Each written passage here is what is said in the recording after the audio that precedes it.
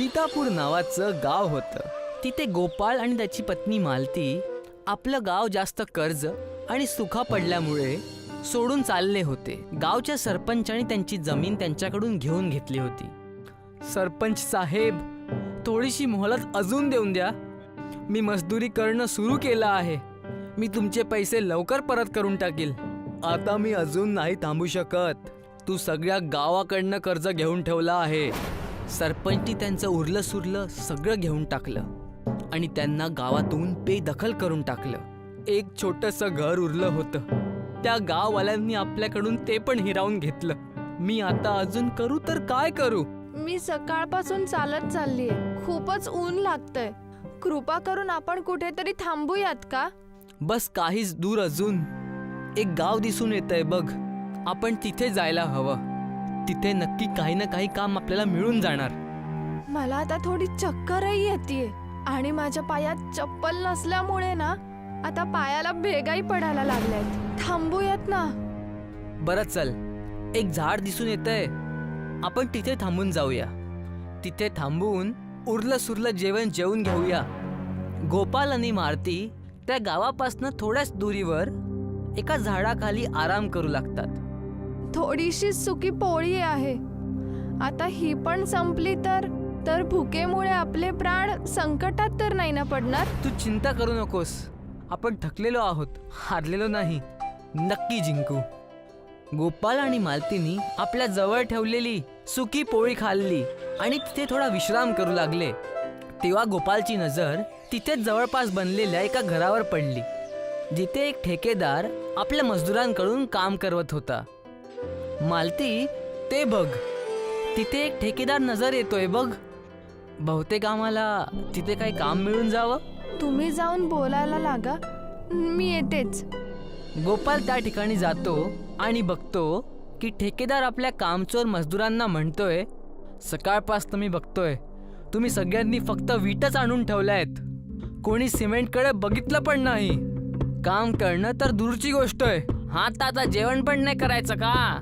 एवढं करून देतोय, ही पण खूप मोठी गोष्ट आहे. काय करू, कोणी अजून मिळत पण नाहीये. नाहीतर तुम्हा कामचोरांना मी कामावरून काढून टाकलं असतं. अरे जर एवढा ताव आहे तर कोणा दुसऱ्याला का नाही ठेवून घेत कामावर? आम्हाला काय फक्त इथे ओरडायला तू कामावर ठेवलंय का? अजून नाही तर काय, आम्हाला पण काही इथे कामाची कमी नाहीये. मी जाऊन कुठे अजून काम बघून घेईल. जिथे माझी इज्जत नाही तिथे मी काम करत नाही. ही चांगली संधी आहे. मला इथे काम मिळू शकतं. मी तेच करतो. गोपाल संधीचा फायदा उचलून तिथे चालला जातो आणि ठेकेदारला म्हणतो, जी तुम्ही म्हणाल तर मी ह्या घराला बनवायला मजदुरी करून घेऊ. मी तुम्हाला वचन देतो की मी काम खूप मेहनत आणि लगन करून दाखवणार. कृपा करा. वाटतंय नवीन माकड मिळालं बाबा. हा जर माझा साथ देईल तर मी ह्या कामचोर मजदुरांना पाठवून देईल आणि यालाच ठेवून घेऊ. हो हो, का नाही? तुला हवं तर तू आत्तापासूनच सुरू करू शकतो. खूप कृपा होणार मालिक. बस तुम्ही राहायचा खायचा बंदोबस्त करून द्या. बस एकच एवढी इच्छा आहे तुमच्यापासनं. तू त्याची चिंता करू नकोस, ते सगळं मी बघून घेणार. तू बस माझं काम करून देऊन दे. ठेकेदारांनी गोपालच्या मजबुरीचा फायदा उचलून त्याला आपल्याकडे कामावर ठेवून घेतलं आणि गोपालला एक छोटंसं झोपडं जंगलाच्या किनाऱ्यावर देऊन दिलं. मालक खूप चांगले आहेत बघ. त्यांनी आपल्याला इतकं सांभाळलं. आपले पण चांगले दिवस आले आहे. तुम्ही खरं बोललात. उद्यापासून मी पण तुमच्याकडे मजदुरी करायला येईन. आपण दोघ जण मिळून पैसे कमवूयात. गोपाल आणि मालती दोन्ही पण मेहनत करून ठेकेदाराजवळ काम करतात आणि त्यांनी एका महिन्यातच पूर्ण घर बनवून तयार करून टाकलं. गोपाल आणि मालती आपल्या हक्काचे पैसे ठेकेदाराकडे घ्यायला गेले, पण ठेकेदाराने त्यांना म्हटलं, कसले पैसे? मी कुठे म्हटलं होतं की पैसे देईल? मी तर फक्त खायची आणि राहायची गोष्ट केली होती आणि आता माझं घर बनवून तयार आहे. हे तर आमच्यासोबत चुकीचं झालं आहे. तुम्ही आम्हाला धोका दिला आहे. कृपा करा आणि आम्हाला आमचे पैसे देऊन द्या. कृपा करा आमच्यावर आणि आमचे पैसे आम्हाला परत करा. तुम्ही माझ्याकडे वाटेल तितकं रडा. मी तुमची कसलीच मदत नाही करू शकत आणि ती झोपडी पण खाली करून टाकाल. माझ्याकडे दुसरे मजदूर आहेत, ते मला त्यांना द्यायचंय. गोपाल आणि मालतींनी खूप मिन्नता केल्या, पण ठेकेदारनी त्यांना त्या झोपडीतून पण काढून टाकलं. घर आणि पैसे नसल्याच्या कारणाने त्यांना परत रस्त्यावर यावं लागलं. काही लांब दाट जंगलात चालल्यानंतर आपलं नशीब खरंच खूप खराब आहे. आपण काय पाप केलंय ते देवालाच माहित. आपल्याला ही शिक्षा का मिळतीये? नक्की मागच्या जन्मी आपण काहीतरी पाप केला असावा, नाहीतर देव आपल्यासोबत असं थोडी ना करणार. आता ना खायला अन्न आहे, ना राहायचं कुठलं ठिकाण.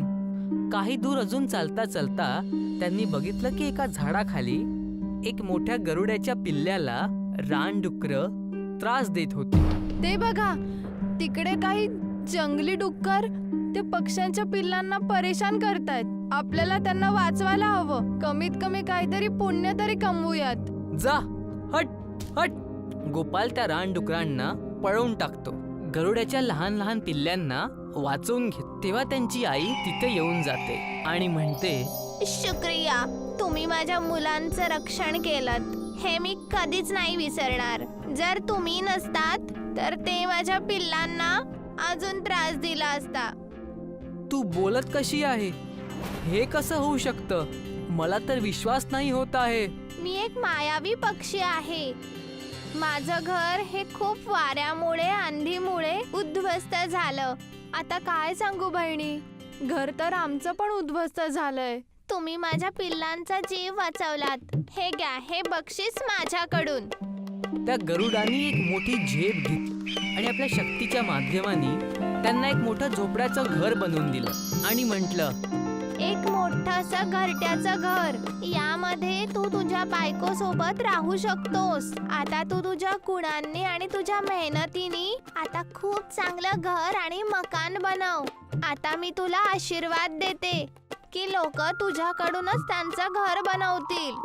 एवढं म्हणून ती गरुड आपल्या पिल्लांना घेऊन निघून गेली. मालती आणि गोपालच्या आयुष्यात जणू आनंदच येऊन गेला. गोपाल त्या झोपडीच्या घरातच राहू लागला, जो की विशाल होता. बघताच बघता गोपालने तिथे आपला कारोबार पण स्थापित करून टाकला. हे सगळं त्या गरुडामुळे झालंय. आपण किती वर्षांपासून आपल्या घराची वाट बघितली होती आणि आता बघ, पूर्ण गावात फक्त आपलेच चर्चे आहे. सगळ्यांना आपल्याकडूनच घर बनवायचं आहे. म्हणूनच म्हणतात ना, सगळ्यांची मदत करायला हवी.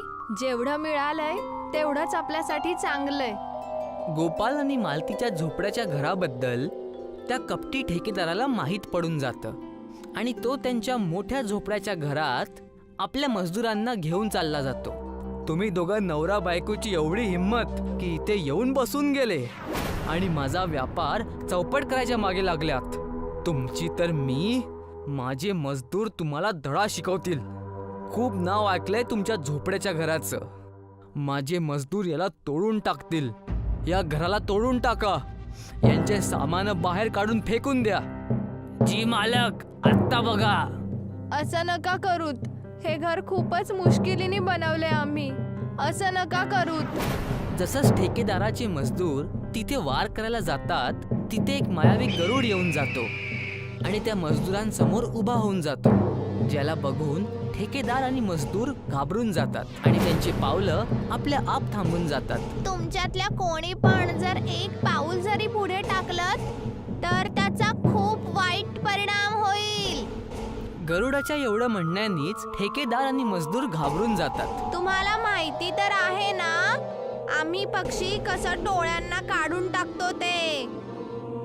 मी ऐकलंय की गरुड डोळे काढून टाकतात. मी तर चाललो. मला माफ करशील गोपाल?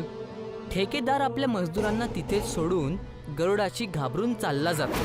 तेव्हा गोपाल अन्य मजदुरांशी बोलतो, बघितलं तुम्ही कसे तुमचे मालक तुम्हाला एकटा सोडून चालले गेले?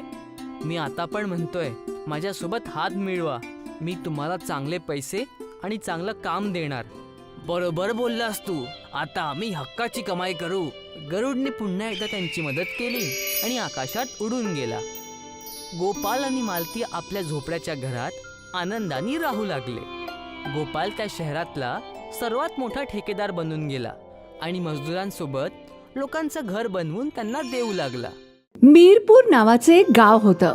त्या गावात जग्गू नावाचा एक भिकारी राहत होता. जग्गूला 2 मुलं होती, राजू आणि मिनी. बाबा, आपण काय आधीपासूनच गरीब आहोत का? नाही बाळा, आपण नेहमीच गरीब नव्हतो. माझे बाबा म्हणजेच तुझे आजोबा एक सधन व्यक्ती होते. त्यांना एकदा जंगलात पनीरचं घर सापडलं होतं. त्या घरातून हवं तेवढं पनीर काढलं जाऊ शकत होतं. बाबा जादूच्या पनीर घरातून पनीर काढून जवळच्या शहरात पनीर विकत असे. पनीर विकून माझे बाबा खूप श्रीमंत झाले. पण एक दिवस गावचे पाटील कबीर सिंगला त्या जादूच्या पनीरच्या घराबद्दल समजलं. भूपेंद्र, मी ऐकलंय की तुला जंगलात एक पनीरचं घर सापडलं आहे. हो पाटील साहेब, सापडलंय. आणि त्यामुळेच मी एवढा श्रीमंत होऊ शकलो आहे. आता पैशांच्या बाबतीत काही दिवसातच मी तुला सुद्धा मागे टाकेन. पूर्ण राज्यात जेवढ्या डेऱ्या आहेत ना, त्या सगळ्यांना मीच पनीर सप्लाय करतो. या अख्ख्या गावातल्या प्रत्येक गोष्टीवर सर्वात आधी माझा अधिकार आहे. तू मला न सांगता जादूच्या पनीरच्या घरात खूप पैसे कमवले आहेस, म्हणून तुला याची शिक्षा मिळेलच. पाटलाने बाबांचे सगळं हिरावून घेतलं आणि त्यांना गावातून बाहेर काढलं. पण बाबा गावच्या आजूबाजूला रेंगाळत राहिले आणि जेव्हा कोणी त्यांना काम दिलं नाही तेव्हा भीक मागून घर चालवत राहिले. बाळा, तेव्हापासून आपण गरीब आहोत.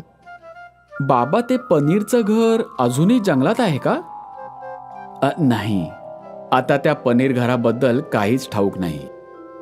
जेव्हा पाटील पनीर घरातून पनीर काढायला गेला तेव्हा ते घरच अदृश्य झालं होतं.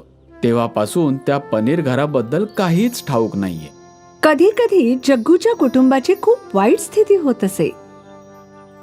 बाबा, आज राजूला खूप ताप आलाय. आम्ही दोघांनी 2 दिवस काहीच खाल्लं नाहीये. काहीतरी खायला घेऊन या.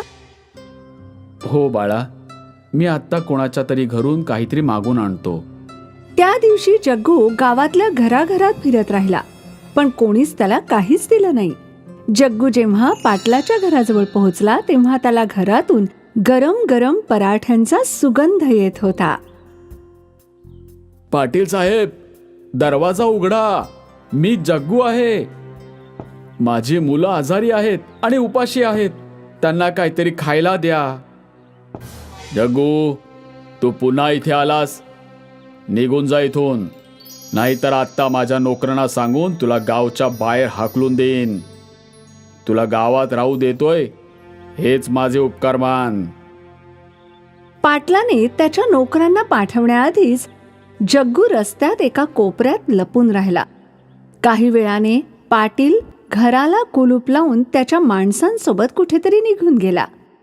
जग्गूने विचार केला की तो त्याच्या मुलांसाठी अन्नाची चोरी करेल. भिंतीवरून उडी मारून जग्गू पाटलाच्या घरात घुसला.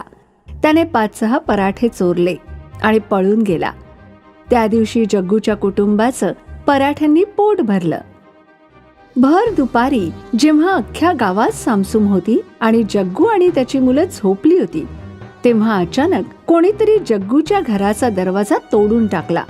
जग्गू आणि त्याची मुलं भीतीने थरथरू लागली. दरवाजात पाटील आणि त्याची माणसं हातात लाठ्या घेऊन उभे होते.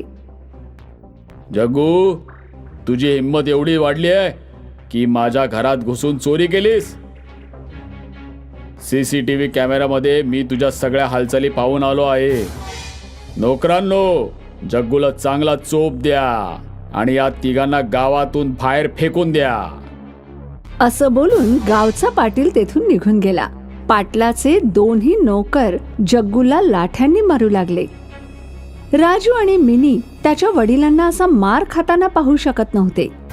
दोघांनी आपापली बेचकी घेतली आणि त्या 2ही नोकरांच्या बरोबर डोक्यावर बेचकीने दगड मारला. दोघेही आपापले डोके धरून बसले. अरे मारला रे!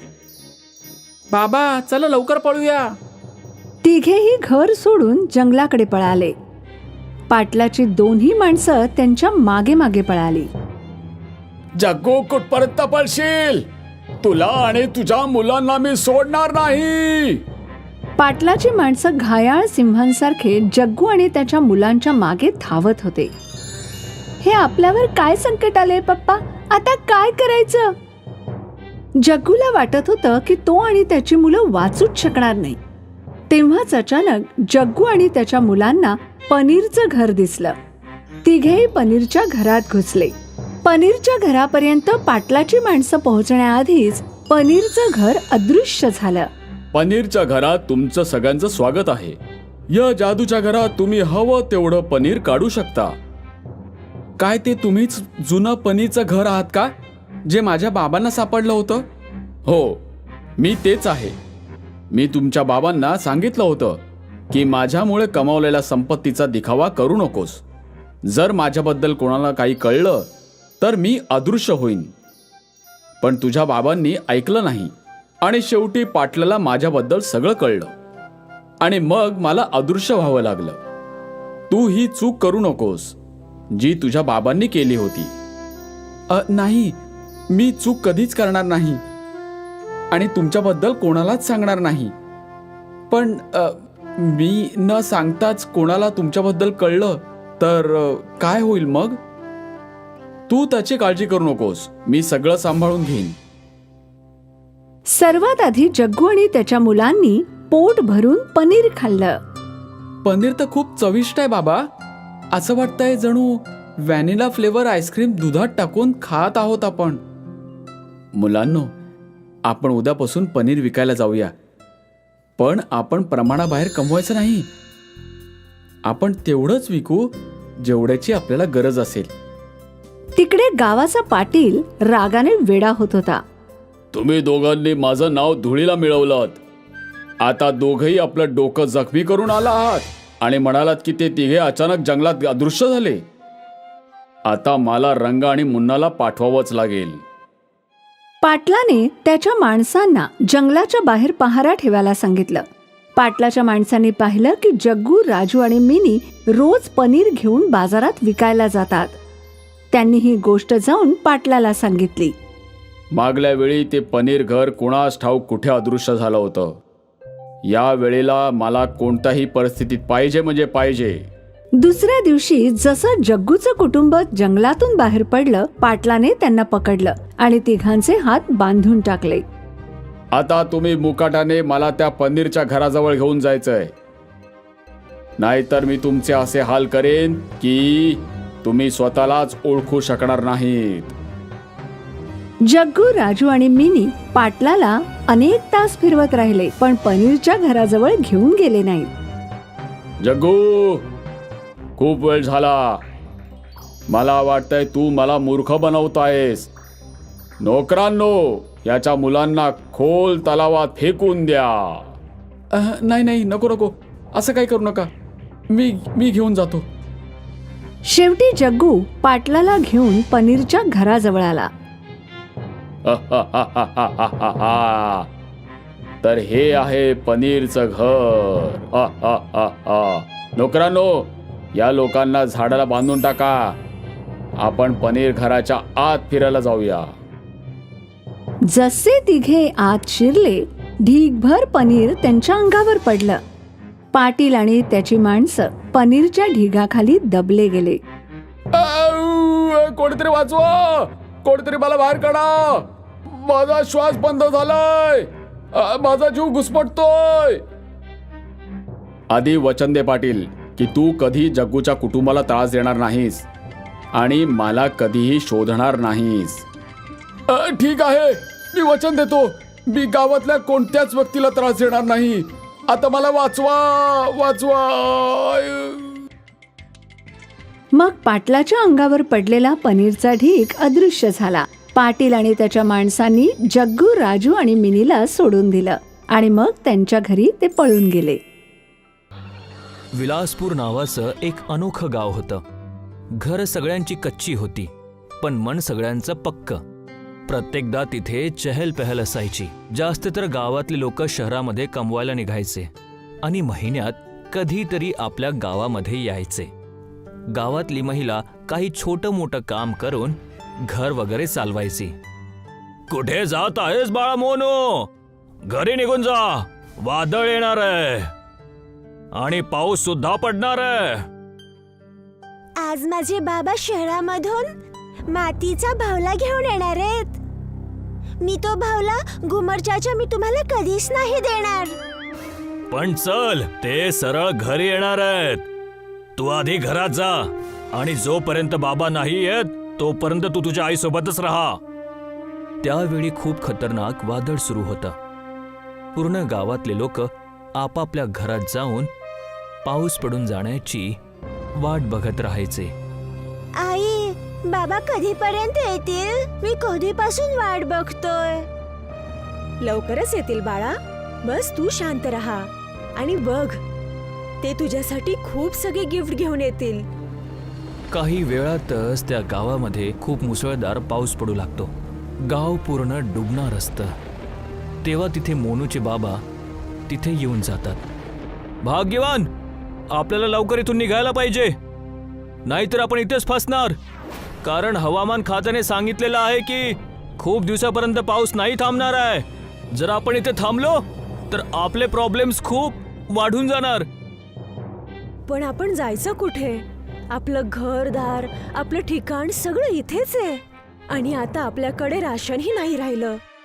आणि या घराव्यतिरिक्त आपल्याकडे दुसरं ठिकाणही नाहीये. बाबा, तुम्ही माझ्यासाठी भावला घेऊन आला की नाही? बाळा, खेळणं तर मी तुला पावसानंतरच देऊ शकतो, पण मी तुझ्यासाठी हे एक खूप चांगलं पुस्तक घेऊन आलेलो आहे, ज्यामध्ये तू तुझे प्रॉब्लेम्स लिहू शकतो. तेव्हा त्यांना घुमड काका आवाज देतात.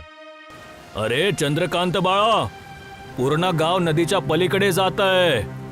जोपर्यंत पाऊस नाही थांबत तोपर्यंत आम्ही तिथेच थांबणार आहोत. तू पण तुझं सामान घेऊन लवकरात लवकर आमच्या सोबत चल. पण आम्ही तिथे कसं काय राहू शकू? आम्ही तिथे काय करणार? तू तुझ्या घरातलं फक्त महत्वाचं सामान घेऊन चल. काही किराणा असेल तर ते पण घेऊन चल आणि तिथे आमच्या सोबत चल. खूप लोकांचा जीव वाचणार. नाहीतर नदीचं पाणी आणि पाऊस आपल्या गावामध्ये जर शिरला तर आपले घर नाही वाचणार. चंद्रकांत आपला परिवार आणि काही महत्वाचं सामान घेऊन जातच असतो की मोनूने आपल्यासोबत ते पुस्तक घेतलं. बाळा, ते तू पुस्तक मला दे, नाहीतर तुझ्या हातातून ते पाण्यामध्ये भिजेल. ठीक आहे आई. पूर्ण गाववाले नदीच्या त्या पलीकडे जाऊन त्यांची वाट बघू लागतात आणि सगळेजण त्यांच्याकडनं जे होऊ शकत होतं ते घेऊन नदीच्या पलीकडे निघून गेले. काहींनी शिळं अन्न आणलं तर काहींनी आपले कपडे आणि दागिने. नदीच्या तटावर गाववाले पाऊस थांबण्याची वाट बघत होते. पूर्ण एक दिवस त्या तटवर थांबल्यानंतर ना किराणा उरला ना ठिकाणा. वेळेवेळेनंतर पाणी सुद्धा भरत चाललेलं होतं. जर असाच पाऊस होत राहिला तर आपल्यामधून कोणीच नाही वाचणार.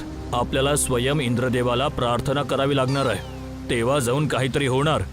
शेवटी आपली यामध्ये कसलीच चूक नाहीये. हे इंद्रदेव, कृपा करा. आमच्यासोबत लहान मुलं आणि म्हातारे सुद्धा आहेत. कृपा करा. त्या बिचाऱ्यांचे प्राण संकटात आहेत.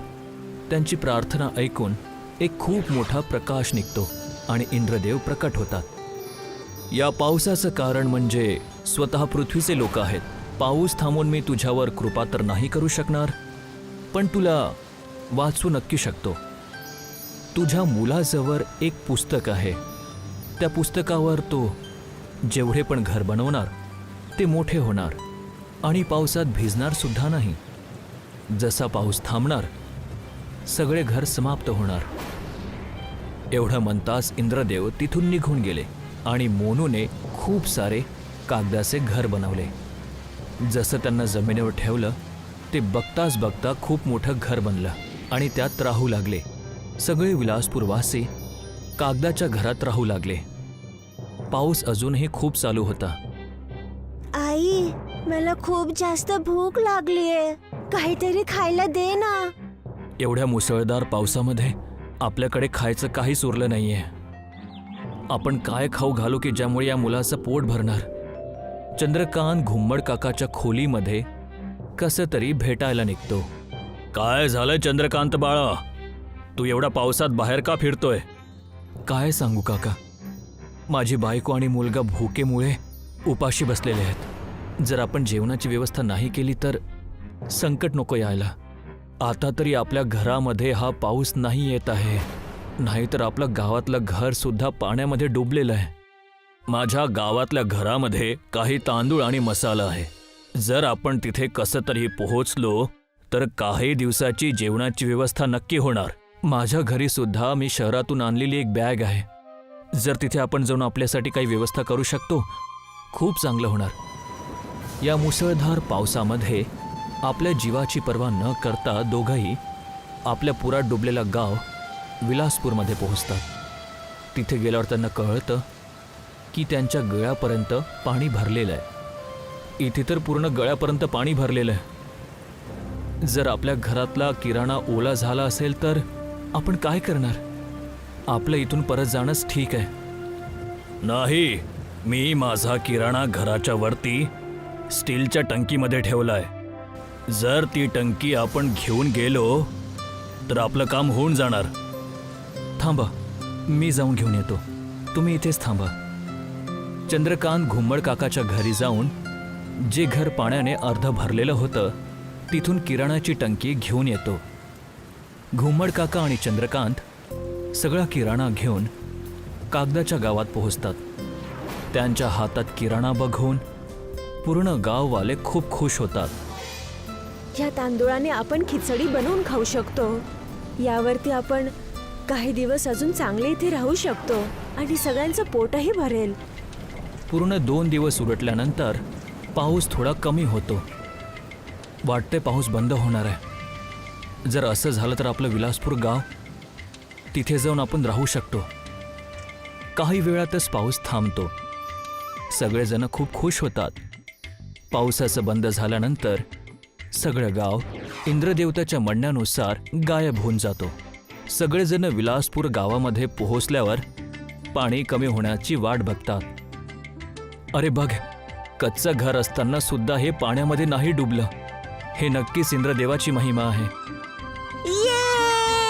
आता मी माझ्या घरात राहणार. हो बाळा, तू आता इथेच राहशील. सगळेजण आपलं घर सुरक्षित बघून खुशी खुशी विलासपूरमध्ये जीवन व्यतीत करू लागतात.